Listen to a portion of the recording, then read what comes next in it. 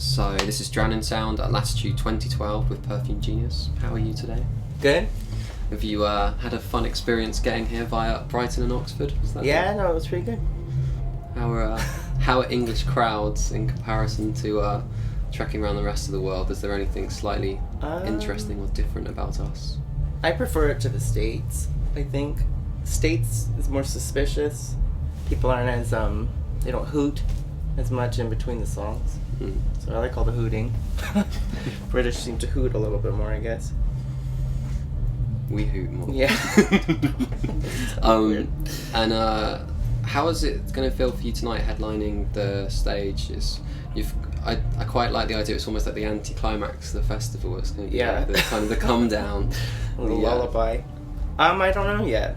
I just saw, I haven't been outside and seen all the people enough to get nervous, but when I went to pee, I peeked over the fence there. There's some people. So I'm kind of pretending like I don't have to play a show later yet. Yeah, okay. So that's kind of what I do. I will forget to mention it again then. How has it been translating your music to the stage? It's been obviously started very much as a bedroom project, uploaded some tracks to MySpace and it snowballed. So how is the transition for you taking it from that kind of very private place to a slightly more public place? I was very shy at first, so I don't think I really even noticed. I was more worried about getting through it and making sure I showed up and did all of it. And now I'm a little more comfortable, so it's more, it's still really super earnest, but it's still more of a performance, I guess, just because I'm paying attention to the people there, even staring at them sometimes, which I've just started doing.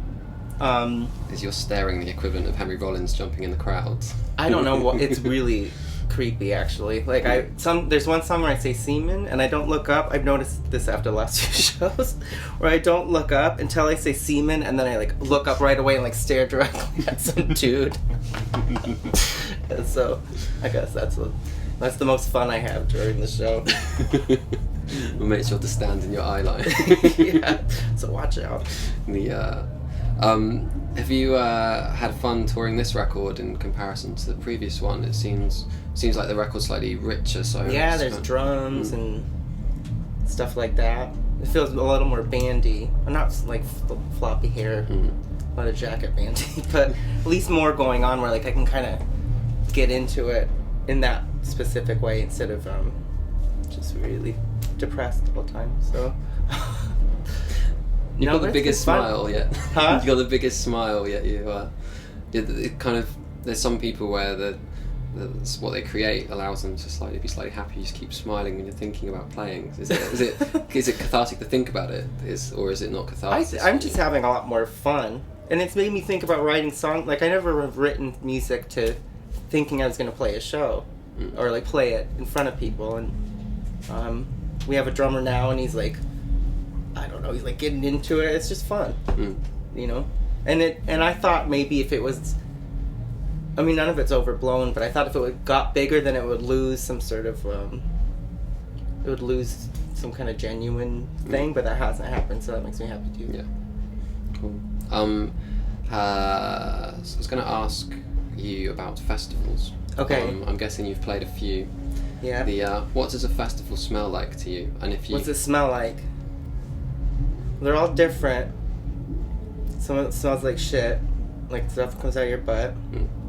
If you've ever heard of it before, it's called poop. Some people call it poop. Don't know what they call it here. All the above. Festivals are weird because it's just backstage. It's just a bunch of really bandy looking people. It's not how it smells, and I'm just talking about it, but sunglasses and everybody's I don't know.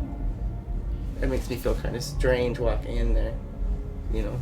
Yeah, dudes in black hoodies. Yeah. Mine's hidden out of the way. Have you met many people when you've been in the backstage areas that have been at these kind of things? Because it's like I saw as I walked in a second ago, Wild Beasts were kind of sitting around, and you kind of do you ever get a chance to meet Sometimes, yeah. Sometimes I'm too shy. When we played a festival in Japan, I got to hang out with Bradford Cox, and we went to get some sushi. and that was fun. He's completely crazy. Yeah. I love him. Crazy in like the best way. You know what I mean? Like some people are like really wild, but they can't back it up. You know what I mean? Like all the stuff they're throwing out like is not funny or smart, but everything he's saying is funny and smart. Yeah. So I love that. He's not fronting. It's not just trying to hide that there's nothing behind it. So if you were to create a scent for a festival, based on the only things available at a festival, what would you put in there, and what might it smell like? Probably like cut up little bits. You always get like 10 t-shirts for the festival. You know, you always end up with a bunch of those. So cut up little bits of that. See, I don't know. I'd probably just spit in it, put my hair in it. Yeah. I just take it to a hippie place. It doesn't have anything to do with that Yeah. question. You're trying to get me to be very like about the festival. No. I don't. Well, sometimes the visual of. Sometimes you read those things on the side, and a lot of the things that go in there that sound great don't actually add to the smell or the texture of it. They're just like... Yeah. Just to help things float. Yeah. And one final question: is there anything new on the horizon? And I know you've probably, this record's still pretty fresh, but I'm guessing the period before writing it and being released, that have you had a chance to? Yeah. Well, like right now I'm kind of doing the thing where you tour. And then you make a proper music video, and then you tour again, and then you release an album, which is fun, and that's what normally people do. But before I did all that, I used to make my own videos, and I used to like make my own songs and stuff, and I kind of miss doing that. And so I kind of been planning now, when I get back home, to kind of do whatever I want for a little bit, and put my weird videos up when I make them, and I just allow myself to do that again, because I thought I had to be very professional right now, but I can do both. So. Yeah, I can imagine you making a Deer Hunter video. Actually, you should make a Deer Hunter. Yeah? Video. I could do that. That'd be fun. Maybe that'd be like the equivalent of doing a remix, just making videos for songs you like. Yeah. Could do that. And there was actually one final question: if you were to book your own festival, which 3 acts would you book? 3. Diamanda Galas, I think. She's incredible. Annie Lennox. This is actually what I've been listening to her, and Drake. I think that'd be a good one. That'd be a great lineup. What sort of environment would you like to host that festival in? Dungeon. Yeah. A giant dungeon, or just a very small one where you have your own 3 or just artists? like the world's biggest sex swing or something. Be good. Thank you very much. You're welcome. Thanks for having me.